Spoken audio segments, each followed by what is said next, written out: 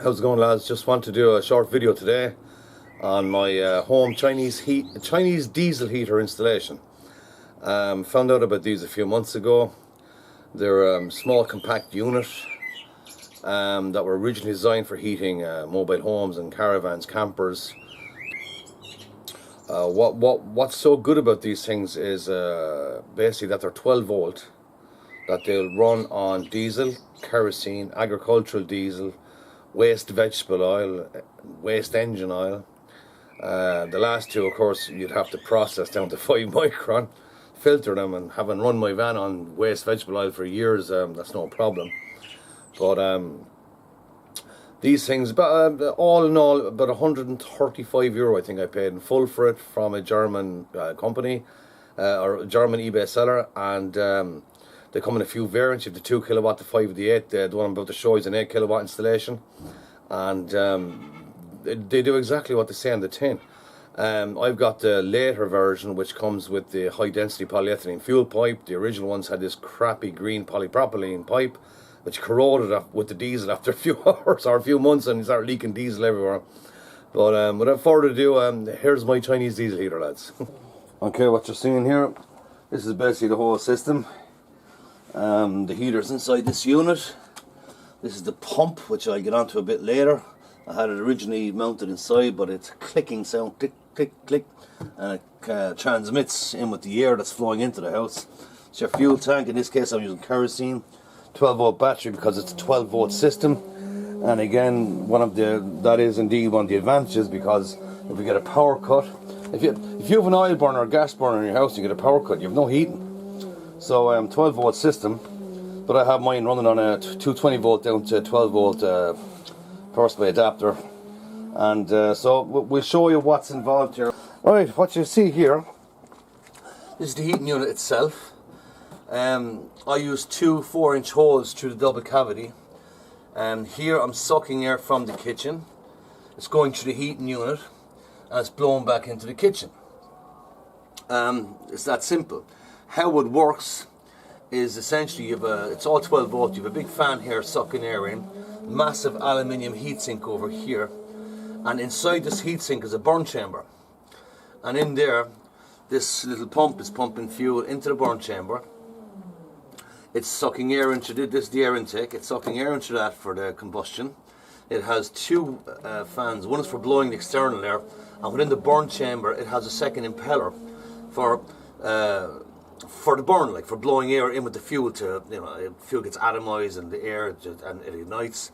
And there's an exhaust, so you have a separate air in, exhaust out, heating this aluminium heatsink, and the fan here is sucking in the air from the kitchen over this heatsink and blowing it back in. That's essentially it.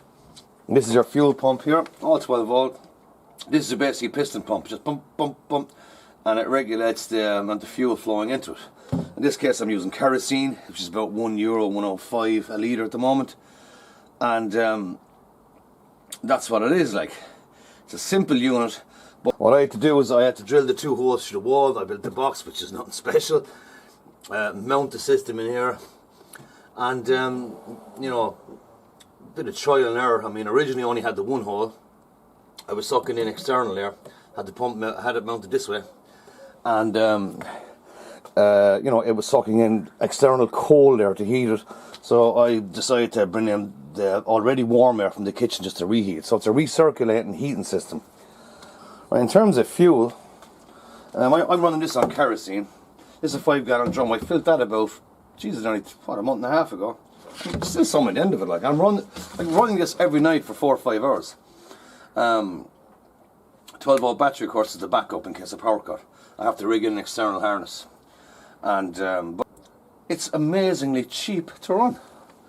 It is just simply compared to gas. Now I'm only heating the 1 room, the kitchen inside, but I mean it's working perfect.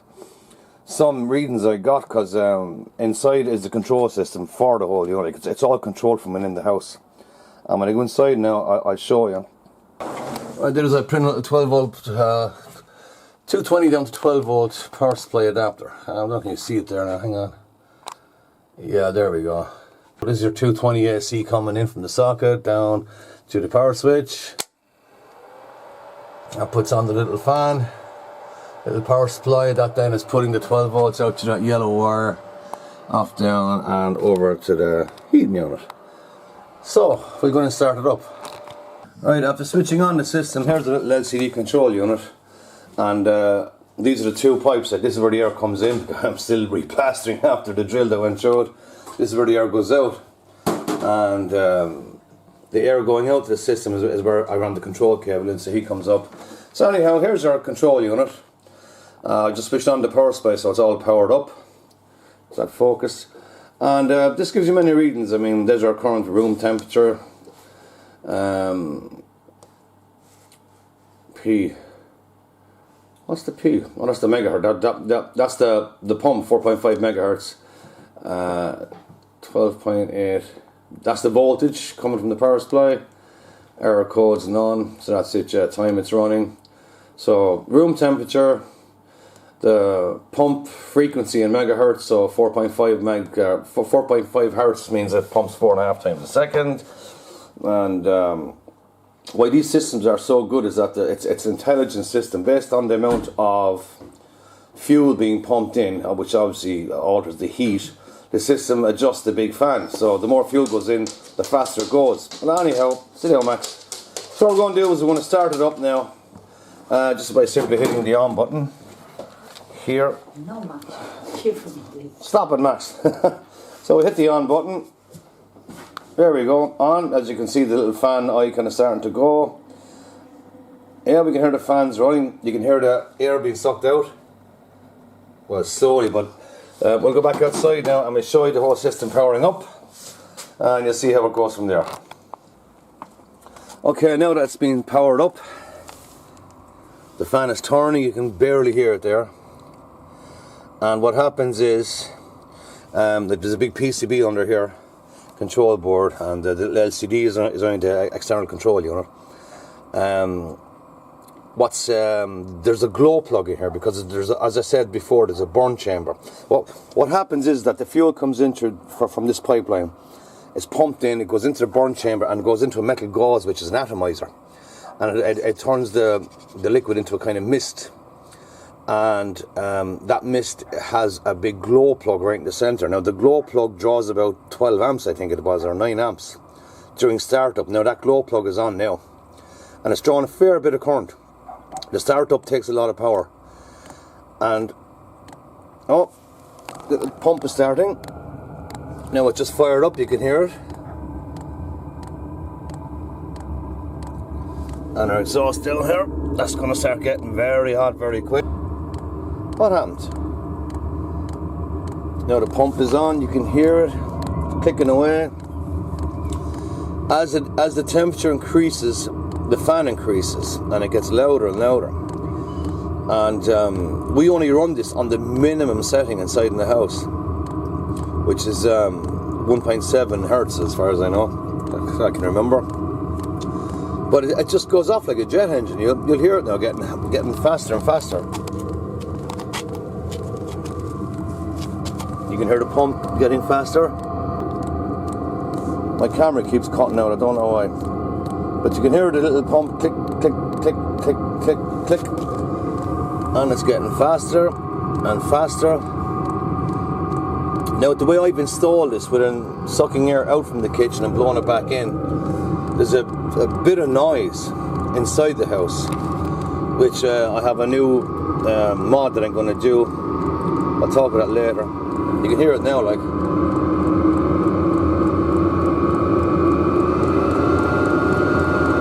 Now the glow plug is off and it's running on 12 volts, and you can feel the heat come. Oh geez, it gets hot down there very fast.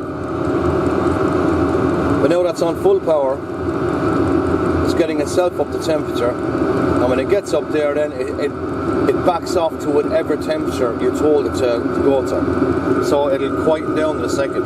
If we go back inside now, you'll hear that. So we'll go back in. Now we're back inside, and the air has been sucked out there. You can feel it, and red hot air flowing in here now. And I mean, this is hot, like. Now, as I said, it's still on its heat up, like. You see here, you have a kind of temperature set, and you have the two green bars, the two yellow bars. The minute that gets up to the red bar, she's up to full heat, and that's when the system goes back down to whatever you tell it. And on minimum settings, which is all you need, like it sends out a constant flow of heat, and it is quiet. Now I'd say from the noise that 80 to 90, I'd say 70 to 80% of the noise is coming from the air out, because the fan is directly behind that. You can hear it now dying down, quietening down. What do we set at? So I just show you here in the settings. We'll bring the temperature down. 4.4, we'll bring it all the way down to 1.7.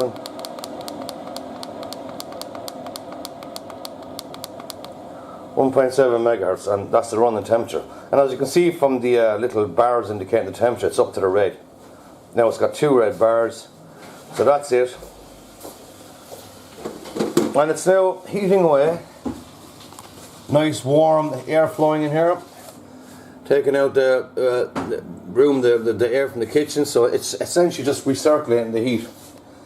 And yeah, that's about it. Now when you go to shut the system down, because it's an aluminium heatsink with a big flame inside it, you can't just turn the power off, you have to shut it down. To shut it down, you just hit power off. It'll flash up saying off. There we go, off. And what it does, the minute you hit off, it stops the pump, so there's no more fuel coming in. But there's still all the radiant heat in the aluminium heatsink. So what it has to do is keep blowing air to cool the whole system down. And if you don't do that, like if the power suddenly dies, all that heat within the aluminium will heat up the whole enclosure, and all the plastic will just melt it and destroy it. Like, that's why you're supposed to have a 12 volt backup, emergency backup all the time. Like that. That's why the car battery's out there. But anyhow, that's pretty much it. We'll go back out now and listen to it shutting down. Here we are. You can smell all the burning fuel coming out of that. And as I said, it's in a shutdown phase now. And the fan is going, and like you see, it's a big aluminium heatsink in here, and the fan is just blowing ordinary. There's no more flame now, so it's just cooling everything down before it shuts itself off. And I find these Chinese diesel heaters to be extremely efficient, very well designed. Well, of course, the Chinese just copied the thing, like basically blank copy of what the Germans did.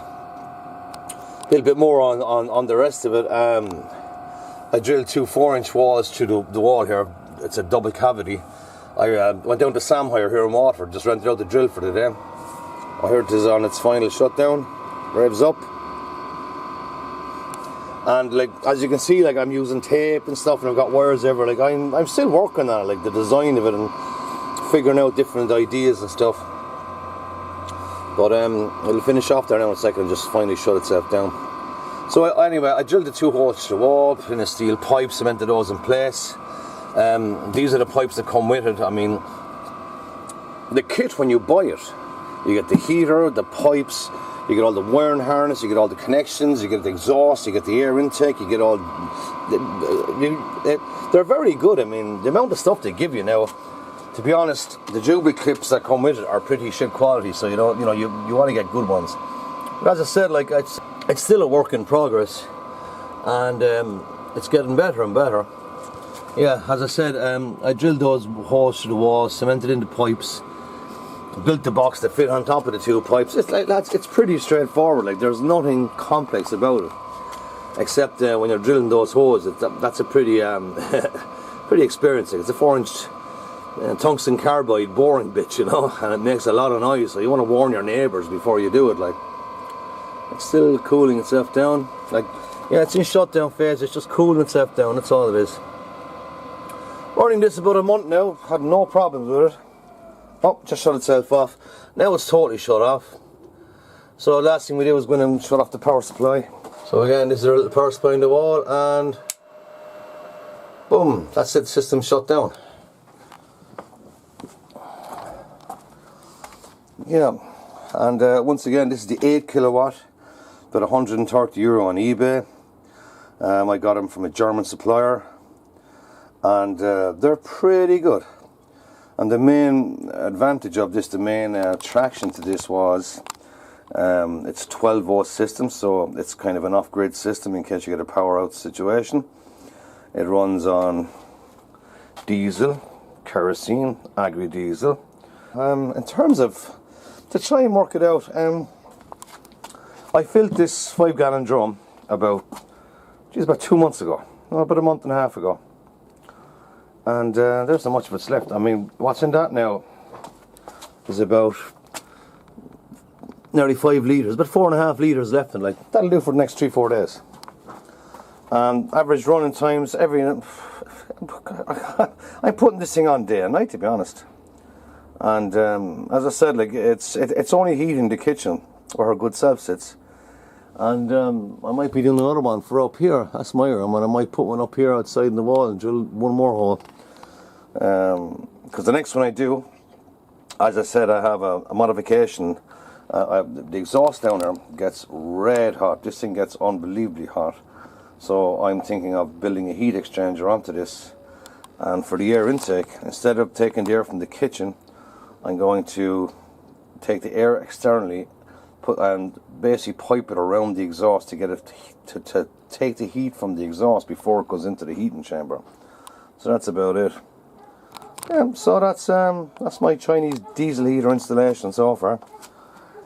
And nothing but praise of it, like a very good. As I said earlier, my first iteration of it, I had the diesel pump here mounted inside the box, and it's this constant clicking sound, click, click, click.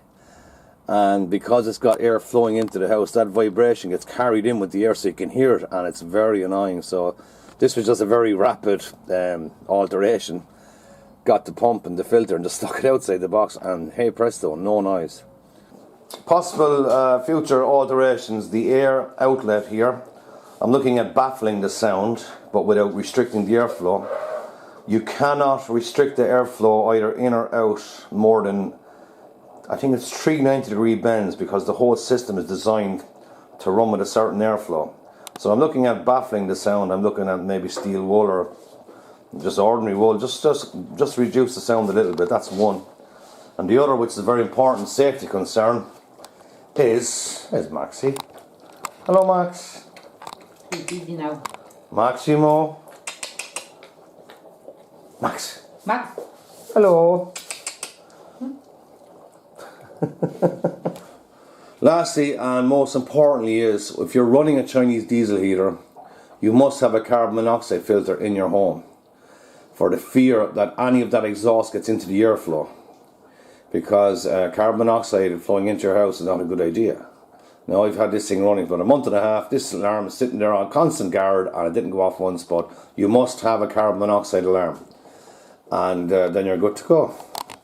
Well, there you go. That was a quick look at it. It's a great system. What can I say? It does exactly what it says in the tin. As I said, like, there are a few safety concerns. I mean, you want to know what you're doing, especially with the carbon monoxide filter. But so far so good. I've got one installed for the kitchen. I'm going to install one for my room upstairs. And by the time the second installation is done, we will not be using Electric Ireland's gas anymore. We won't be using any more gas. These things are way more cheaper. Now, in terms of heating a whole house, I don't know, because that wasn't the plan I had. I mean, my plan was just to heat 2 rooms, where herself is and where I am, you know. And they work, you know. I'm going to try a second, as I said, when I do my one, and I'm only going to be pumping warm air into the house. I'm going to be using external air, and I'm going to be reclaiming the heat from the exhaust, some kind of heat exchanger, which I've nearly have figured out in my head. So when I get that done, I'll bring you an update on the second installation. There you go, lads. Chinese diesel heater. Save yourself a fortune. 12 volt system. If the power goes out, you can still heat your home. Any questions, give us a shout, lads. I'll be delighted to try and answer them for you. Good luck.